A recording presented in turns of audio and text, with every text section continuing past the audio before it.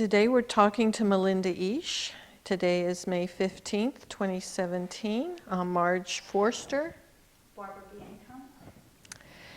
And we're just talking to you about your involvement with the LGBT community, but we're going to start with you and your own history. Okay. A little bit about where you grew up, your own parents, siblings. Just paint your childhood for us, Melinda. I grew up in Long Branch, New Jersey on the shore. I have a brother who's a year younger than me and two sisters, one who's 6 years younger, one who's 10 years younger. My parents are probably, well, they're very intelligent, but they're probably pretty progressive. I was always raised to treat people the way they behaved and who they were, and not to judge people based on skin color or those things. My grandfather, my mother's father, was a chauffeur, and my grandmother was a cook and seamstress, and they both worked for wealthy people back, they go back to Colonel Vanderbilt in New York. One of them, I think it was my grandmother, worked for the Colonel Vanderbilt in New York. So they were used to serving people all the time, but they also, as the years went by, they worked with a lot of other help who tended to be African American, and the people they worked for, the last people they worked for, had a summer home, or a winter home, sorry, it's the opposite, a winter home in Miami Beach. So my grandfather every winter would transport all the staff down there, many of whom were African American, and my mother would, spend X amount of months out of the school year in Miami Beach doing school down there and then do school back in New Jersey. And so, but because she would get so tan, there have been times when they discriminated against my mother because they assumed she was African American because she was traveling with, and so my grandparents and my parents, really saw firsthand how people were treated and weren't really okay with that, and so they raised us that way. So I thought that was always interesting. So, and I grew up in the New York metropolitan area. I went to a very diverse high school. There was only one high school in town, and so I had friends who were Latino and friends who were African American and friends who were Jewish. And even though we didn't talk about it in those days, friends who were gay, we just didn't talk about it. It wasn't really on our radar.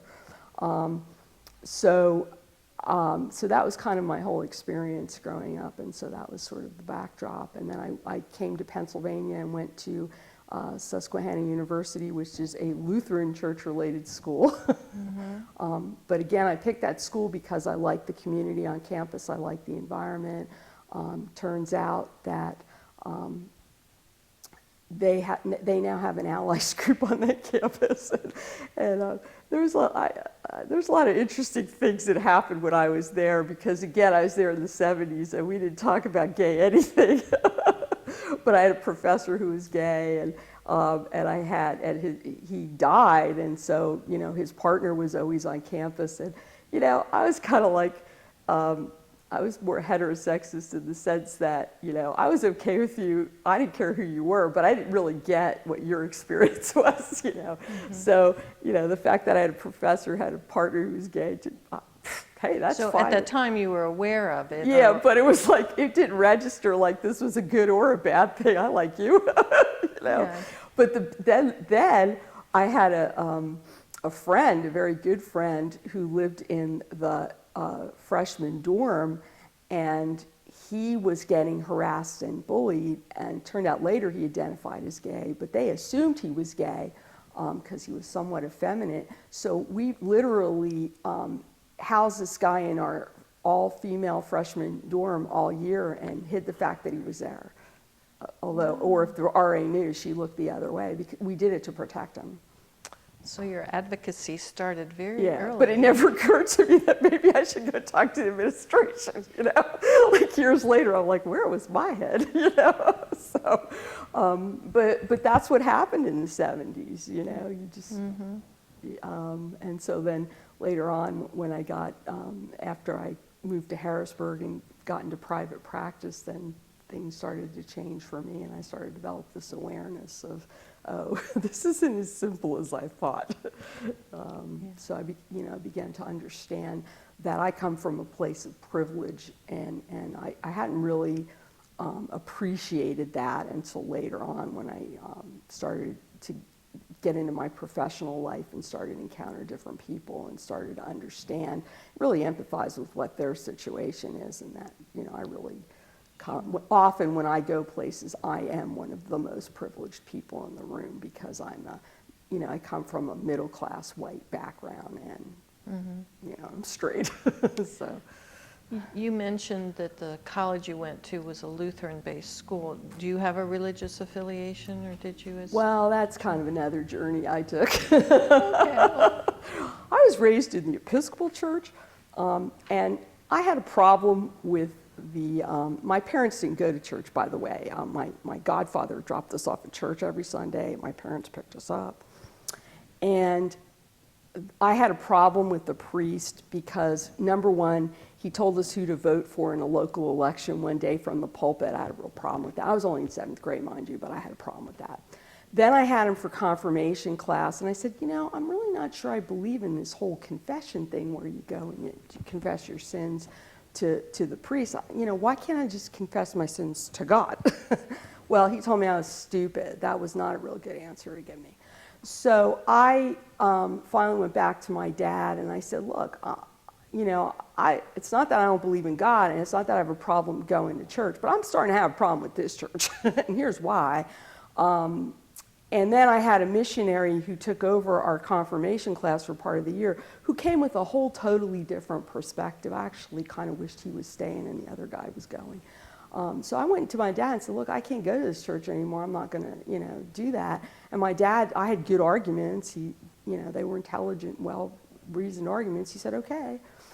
So I then went to the Baptist church, which was kind of, let's go the other extreme. After a while, I decided that wasn't really the best fit for me. But my godmother was Lutheran. She always took me to church. She acted like a godmother in the true sense of the word that the Lutheran church expected. And so then I went to this Lutheran church-related school. So that became theologically a much better fit for me, and continues to be a really good fit for me. I go to a church who's very welcoming. Our choir director and his partner, are there. We've welcomed other people. We called our pastor with the intention that if you're not okay with us accepting LGBT people in our congregation, you're not the guy for us. So I belong to a really open congregation, even though technically we're not a reconciled in Christ congregation yet. We act like it, if that makes sense. So that's how I got there religiously. It just where I believe and what I do, fits really well with my values and my interaction with people. Because now I've been volunteering here for so long. I know everybody. Yeah. Could you just briefly, I know we're aware of what you do occupationally, but could you just summarize briefly what your journey was with your career? Yeah, I started out at, my first job out of college was at an early intervention center in Philadelphia.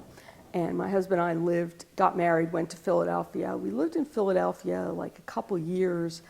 And we decided we didn't like living in Philadelphia anymore. It's a nice place to visit. We like eating there, We didn't really want to live there. So we, one May, quit our jobs and moved up to Harrisburg. And he got a job right away at Dauphin County at the drug and alcohol program, the TASK program. And once I got up here, I got a job in a group home with Sea Park. And I worked there for about a year and a half. And they realized that because I had worked in intervention, I really knew a lot about behavioral programming. I was working with people with intellectual disabilities. They really started to recognize that I knew a whole lot. So I ended up being the first behavior specialist that Sea Park ever had.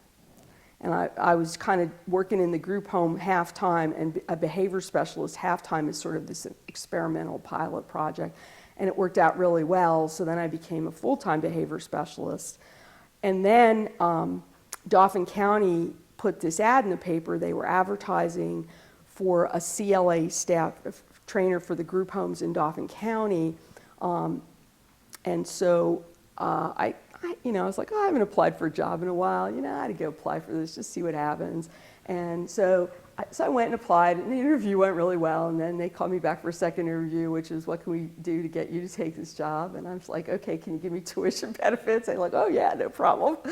So I went to Dauphin County. I started running the CLA staff training program.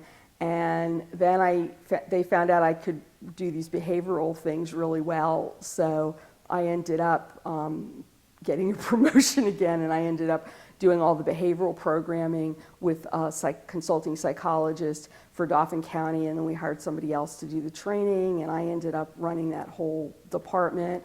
And while I'm working on my master's degree at Millersville in clinical psychology, and then we were getting too big for the county office, so they helped us leave and become our own agency. Okay. So then, I'm like, I don't know, 27, 28 years old, and I'm like now the director of an agency.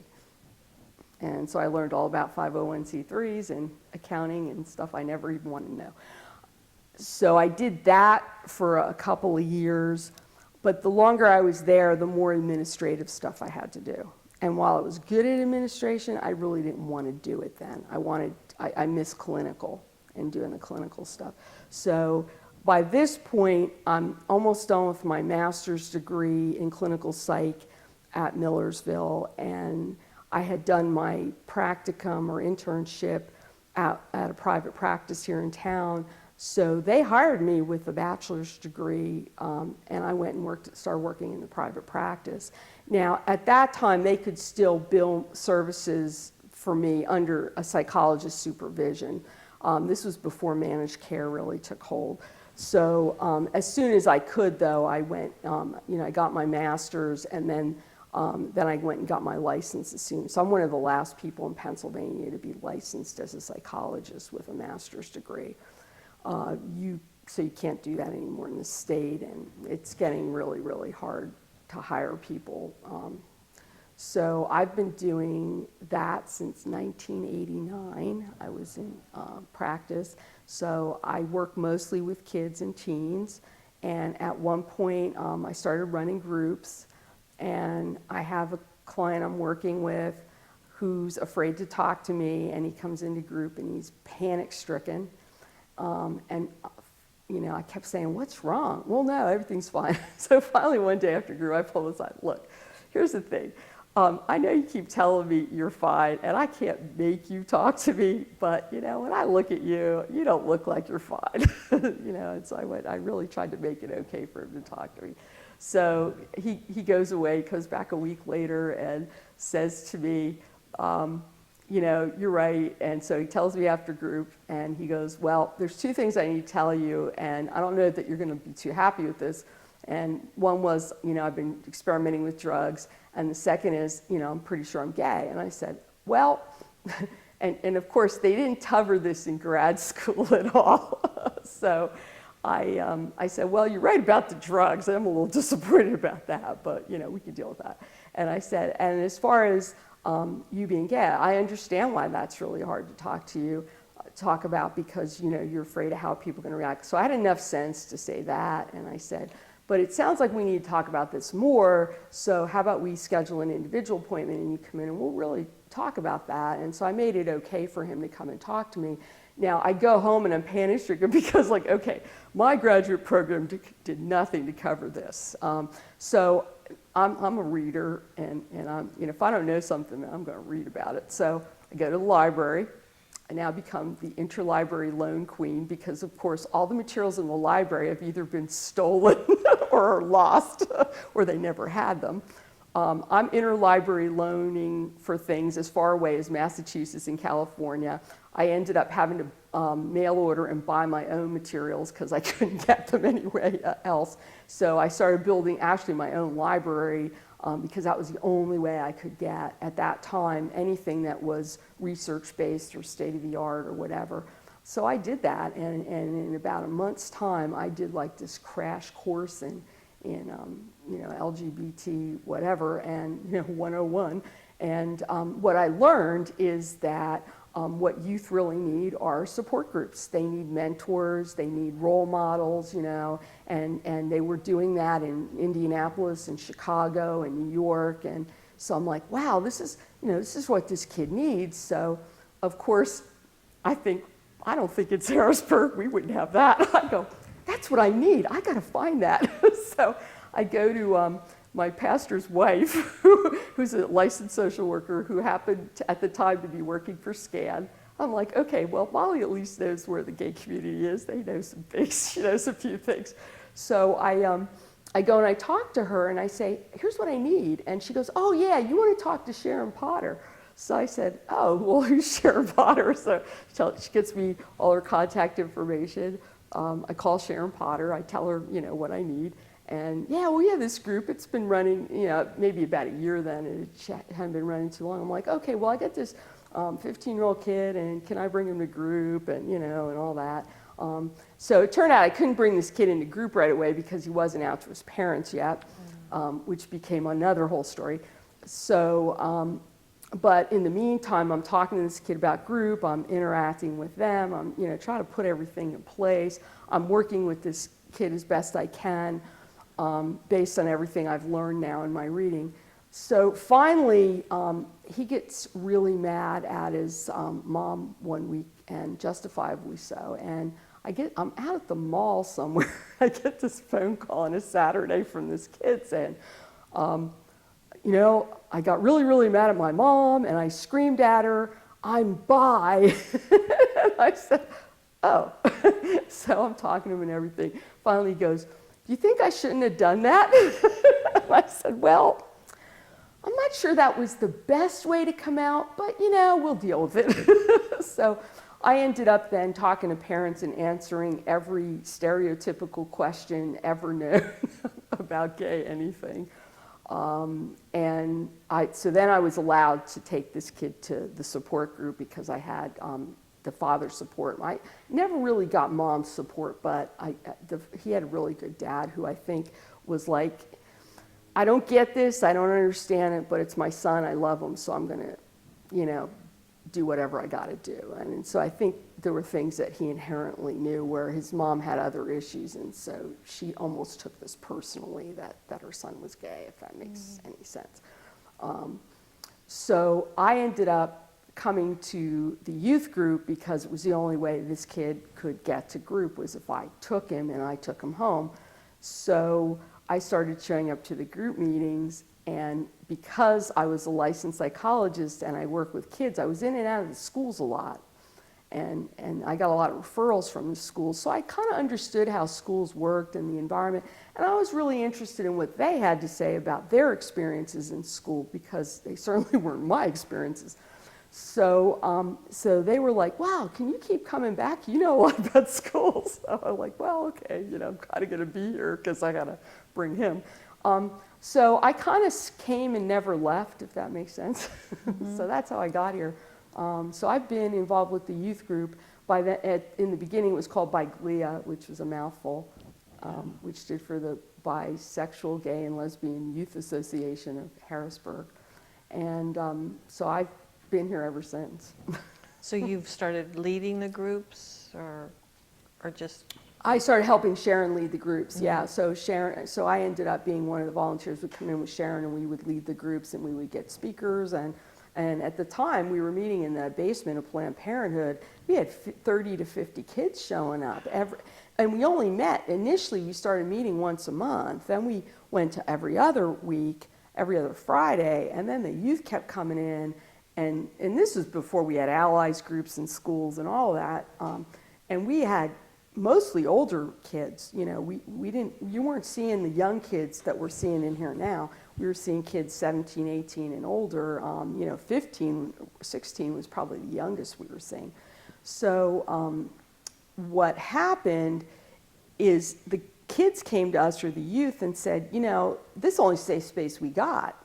And this was still at a time when I could count the number of parents I knew on one hand. Most of these kids were not out to their parents. If they were in danger of being kicked out of their house. You know, it was not safe for them to come out to family in many cases, let alone school or anywhere else. So they were like, you know, we want to meet every week because we just, you know, we need this space. So then we started moving to every week. Eventually we took on two, three more volunteers. It got to be too much for Sharon to do every week. So Sharon kind of dropped out after a while, and because she had other things that she needed to do. And so we ended up meeting there every week. And then we had to leave Planned Parenthood because of security reasons. Because the kids were setting off the security system. And that got, you know, they started complaining about that. And that was also... You mean on purpose they were doing it? No, or it was just- by accident. Oh, It was always okay. by accident. But they were very security conscious at Planned Parenthood because, again, of all the abortion rights stuff. So it was, you know, it wasn't us per se. So then, so we went looking for another space, and we went to St. Michael's Lutheran Church out on State Street, because the pastor there, even though technically he wasn't out to the bishop, we knew he was gay and he had a partner. So we were welcomed into that church, and we started meeting there on Friday nights on a regular basis. And that congregation is very interesting because half the congregation are people who are gay from the neighborhood, the nearby neighborhood, and the other people in the church were families that have Lutheran families who have lived here in Harrisburg forever. Okay, so you go in there for an event and you're dealing, like the kitchen was a fun thing. I love the kitchen because the kitchen was run by the little old Lutheran church ladies and Guy Lindsay, who happened to be gay, and you didn't mess with either of them when it came to that kitchen, man. So whenever we used that kitchen, the kids were like, why are you all over us? Because we're leaving this kitchen better than we found it. Because we're going to be, you know, good stewards of this space. And they're like, okay, blood, whatever. but they cleaned. So it was real interesting experience. And then the pastor that was there left, and they had to call a new pastor. And so they called Russ Mueller, who had been involved with the AIDS community as well. And so he started coming to our meetings wearing his collar. And while I'm okay with that, because I know a lot of pastors, I was a little worried, like, oh, how are the kids going to see this, you know? Because at the time, most of these kids did not feel welcomed in their churches. It was not a welcoming place. So, but what started to happen is that he was very welcoming, and they felt welcomed with him. The next thing I know, they're emailing this pastor all their spiritual questions that they couldn't ask their own pastors because they weren't really welcome there. Interesting. So that's a very interesting congregation, and they intentionally brought Russ in because they called him as the pastor there because he was comfortable with everybody, and he was going to minister to the older people in the congregation and in the community, as well as the people who were LGBT. So and he, you know, we were very, very well supported there. So we were there until we had the wherewithal and enough money to get a 501c3 and form our own organization. And then, is that when you moved to the Episcopal Church on Front Street, or no? No, we didn't go there first. Oh, okay. No, we had another little adventure before that. Okay. What happened is we incorporated, and Dan Miller actually helped us with that. So we've had a lot of friends in the community. Mara Kiesling, who happened to still be in Harrisburg, who hadn't been out as trans very long, she worked for a PR firm, so she helped the kids come up with a new name for the group or the agency. So the youth group changed the name to Common Roads, and the youth came up with that name. her, Steve Glassman, a bunch of people were involved in helping us form a board. So we formed a board. We got a 501c3. We hired our first executive director, who was Carol Riesinger. And then we had to go look for space, which is a whole nother adventure, especially in Harrisburg. So we found space in the basement next door at the, when the Midtown Scholar expanded next door here, in the basement used to be a daycare center. And the daycare center moved out, and so we moved in. And then the Gay and Lesbian Switchboard moved in with us, and so they rented a small space from us downstairs. And then eventually Spark, who's the statewide Pennsylvania Equal Rights Coalition, they had a desk there so that they could have somebody, because when they had people come to Harrisburg, then they had a place to put somebody and they could work at it. If you're doing advocacy, it makes sense to have your person in Harrisburg near the Capitol.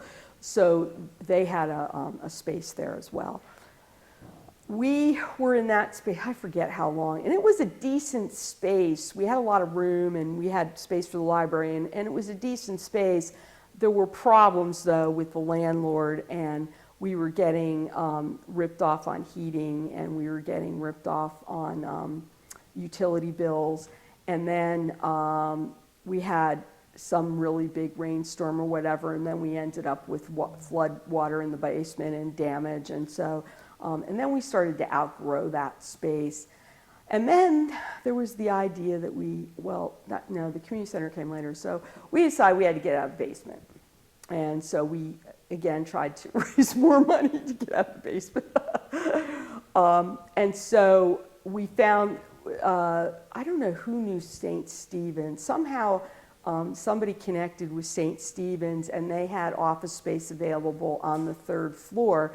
And St. Stephen's really liked the idea of us being there. You know, they wanted to be welcoming to the LGBT community, and they wanted us to be there. And so they gave us a really good deal on office space. The only downside was that it was on the 3rd floor and it wasn't handicapped accessible. So that was always an issue, that how long can we realistically stay here because we're really not accessible. And I had a problem with that. I've worked with people with disabilities since I got out of college, and so that was one I really wrestled with. And fundraising would have a problem with it too, Yeah. certain funders. Yeah, and I kept going back to Sharon's husband, who was an architect, and saying, is there any grant money? Is there anything I can do? Because this is a historical building and it's not physically, I was constantly trying to figure out a way to make that space physically accessible. So that was the bad news. But we were very welcome there. We had a good relationship with the church. When we needed to do a youth activity that involved a larger space, they let us use space over in the school next door. So it was good. There were some issues with parking on Friday nights because of the bars, which I managed to develop a relationship with the local police officer and the security guy at the vault. So we managed to have an arrangement about what Melinda was going to do if people parked my kids in illegally. So we managed to resolve that problem. It was nice to see that when you drove by, that Common Roads was there. It was more visible being on Front absolutely. Street. Yeah, it was great. But that then the whole community center thing started, and that has a whole evolution that I was involved with, because that started down at the Harrisburg Foundation. Well, it started before that, but the funding part of it started at the Harrisburg Foundation, and so they started to bring people from the whole community together in a way that had never happened before. Historically, before the center, if you go back to the 80s and 90s, we had a lot of active people in the LGBT community, but they tended to be real territorial and not play together very well. And not that I had anything against any individual person, but having been in organizations and groups, I would go to like pride meetings that would start at 7 o'clock at night and go to 10 o'clock, and we got nothing done. And, you know, one of my alumni youth would be like, okay, I'm going to give back to the community. And they'd be sitting in the meeting and finally one night raised his hand and said, well, you know, I'm aware that it's 9:30 and we're still on agenda item number 2. You know, this is kind of a problem, you know. And they just couldn't agree on stuff and couldn't work together and weren't good at collaborating, and they were just so they were doing their own thing very, very well, and there were a lot of really good organizations in town, and what they did very well, but they didn't get the idea that you had to work together. And as people in human services know, eventually what started to happen is funding gets tighter and tighter, and we're living in an age now where funding is very tight, and if you're not willing to collaborate with other stakeholders in your community, you're not getting funding. And the foundation knew that. But the foundation also knew that there were a number of us in the community that really wanted a community center, that knew about that community center model. I've been going to, as soon as I started going to Creating Change and sat in on my first National Community Center meeting, I was like, wow, this is what we need in Harrisburg. You know, I always have these crazy ideas. So I would keep coming back, and then we got to look at this whole community center thing. And then we started to get funding through the foundation to be able to do something in the community, and they started bringing, you know, all the different stakeholders in the community together.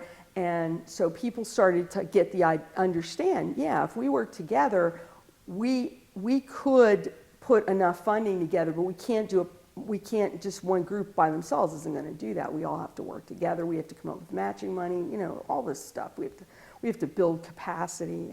Some people didn't know what that was.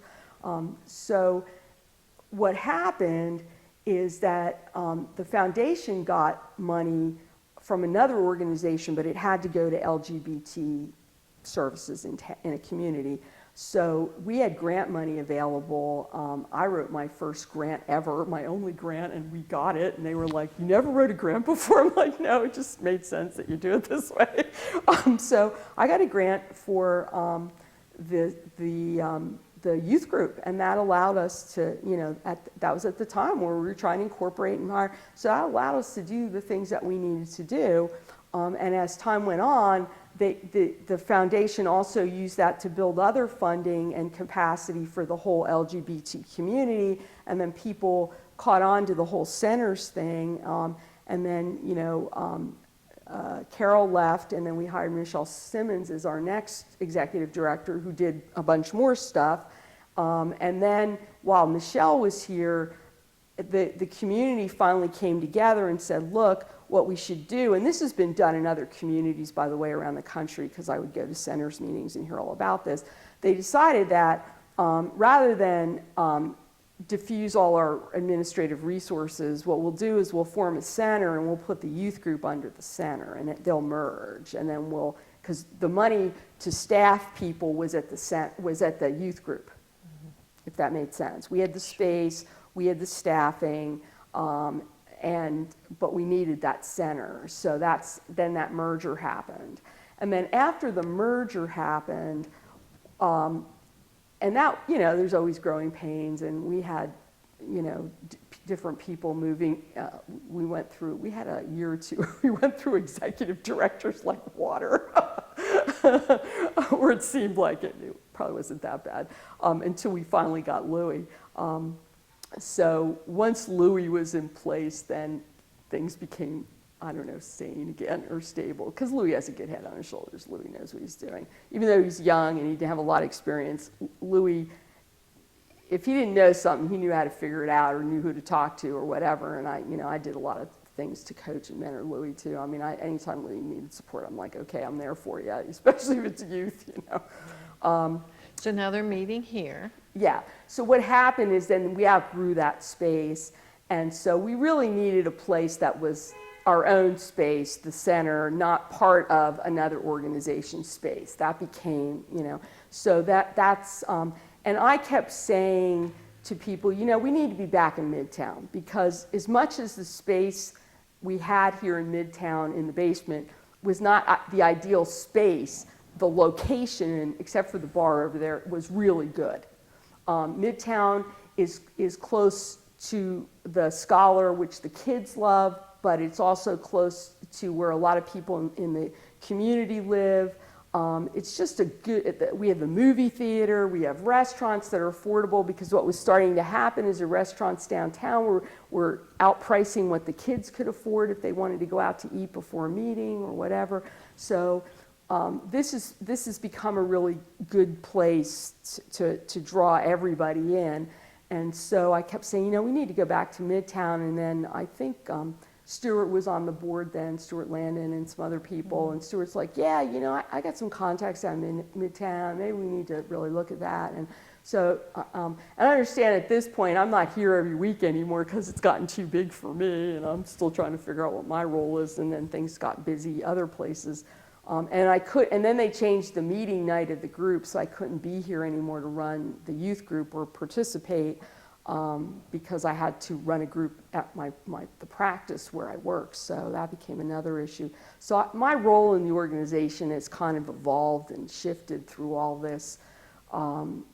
But then we found the space here, and we've been here, and this has been a good space. It's good space, good location. So now you're kind of a jack of all trades consultant. Well, I do a lot of things. So, like, if Louis needs somebody to go out and do trans or gay 101 somewhere, like, go out to a human service agency or wherever and educate people about whatever topic, LGBT topic, and he has no one else, I'll go out and do it. Or if he needs me to do it with him, I'll go do it.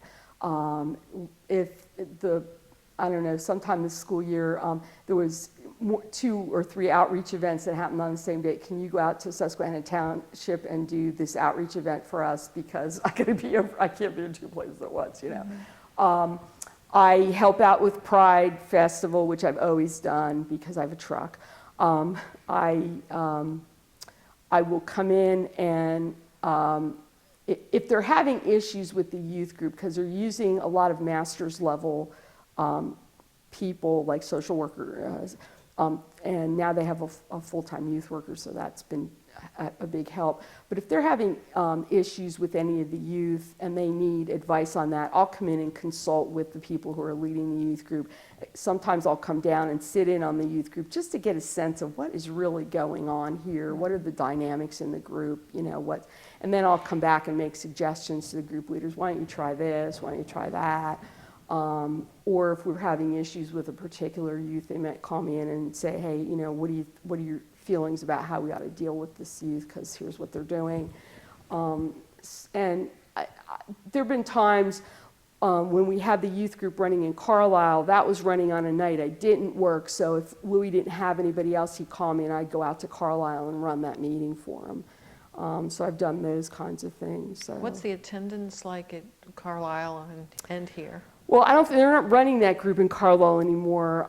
That attendance, we could never really get that group totally off the ground, I think for a variety of reasons. One is because Carlisle's a more rural area, so if you're in downtown Carlisle and kids live in Carlisle, like in the city of Carlisle, they can walk to you or, there's some public transportation, not very much. When they were meeting out at the Unitarian Church, which is kind of on the way to Mechanicsburg, that's really out in like the middle of farmland, although it's not that far from Carlisle, but it doesn't take much to be in the middle of farmland there. I think kids had a harder time getting there, but some kids were coming up from Mechanicsburg because if they had transportation, that was closer. So, and then we had space that was not outside of town, but wasn't in the middle of town, and it was a nice space, but then we just weren't getting the attendance, so they decided not to run that group anymore. Over the years, for the last 20, 25 years, it's always been a challenge as to, those kids are out there in Gettysburg, New Oxford, you name it, they're out there, but getting to them or getting them to us has always been a challenge because, as you know, in central Pennsylvania, public transportation doesn't happen. And the attendance here, an average? Oh, God, I haven't been down here in a while. Last time I was here, 30 kids. I mean, So do they use this space? oh yeah, they meet in this room. Now, they'll also use the other room there. But, you know, you might have a night where maybe it's a low night for whatever reason. You know, maybe we've got 10 kids show up. But there's often nights where they have 30 kids here, and they're seeing kids from 13, 14 years old up to 17, 18. Now, what they're trying to do is they started another young adults group on Sunday that runs from the age is like 18, that 18 to 24 age group. And that group started out really slow, and all of a sudden, I talked to Louie about a month ago, that has really taken off, and so now that group is really growing, and so you're seeing a lot more young people. They're kind of moving out of that youth, but a lot of young people now that are showing up here on Sunday. So we're going to see probably more 18-year-olds move over from the Wednesday night high school group because they've graduated, but they feel there's something there to move to, where before, when there wasn't a lot of people on Sunday night, you know, they were kind of didn't want to transition. So what changes have you seen?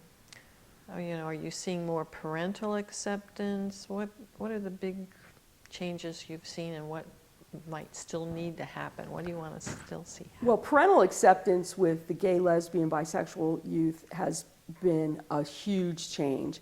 It went from, I knew maybe 4 or 5 parents, to now I know most of the parents will drop their kids off here. These kids are out to their parents. The parents bring them here. The parents pick them up. Parents call us and say, can I bring my kid to group? Can I meet with you? We've had, you know, if we often have enough volunteers where we have somebody sitting and talking to that parent and answering all their questions while their kid's participating in the group. I mean, it's just been unbelievable over the last, 20 years, that the significant change in that. Kids are out at school more often. Kids who are gay, lesbian, or bi, or in general, there are exceptions, they're safer at school in general. There are still times when, we still have some name calling and bullying, but if they're willing to go to the office, a lot of the school districts in the area won't tolerate that, and they'll take action. Now, there's always exceptions, but those kids in general are safer. I'm not hearing the stories of physical assault that I used to hear. I'm not hearing kids put in special education so that was the school's idea of keeping them safe. Back in the day when I first started here, one of our youth had their car firebombed. And it was investigated, and it was said, oh, it was spontaneous combustion. Like, really? So that whole thing has really changed. Now, what's happening now is the focus is on kids who are trans or gender queer, or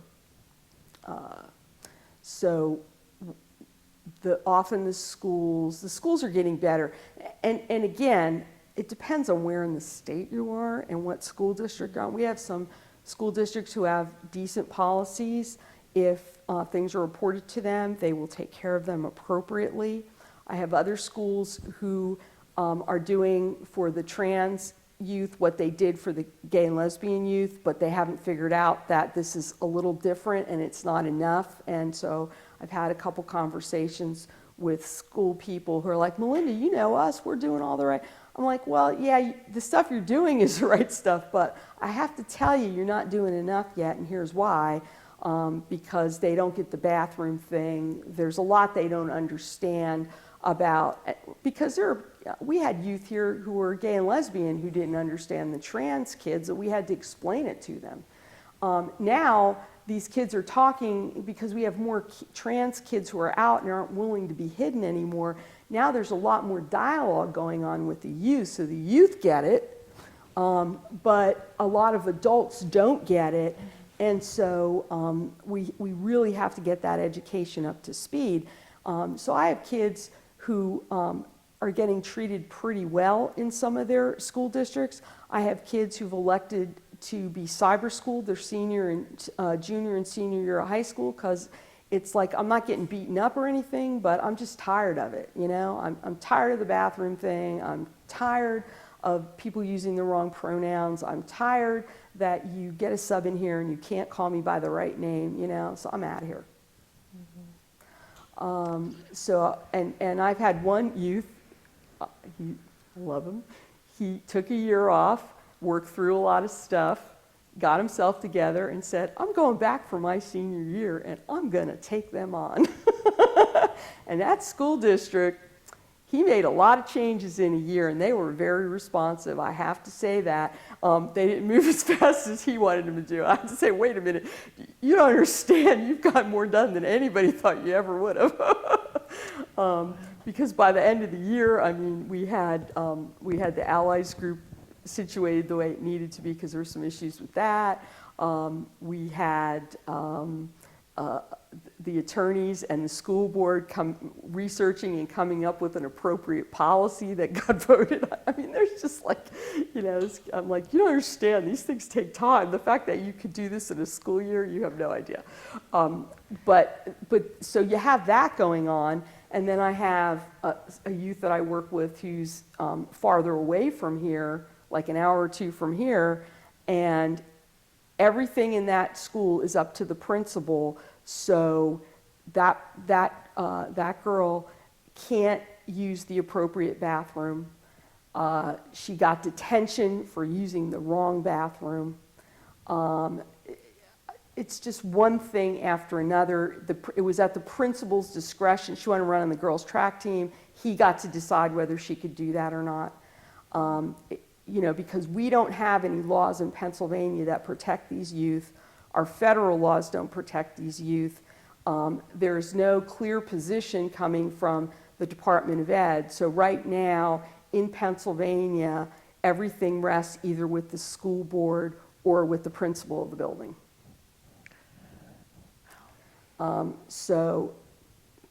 And that's why we have 2 lawsuits going on in public schools in 2 different places in this state.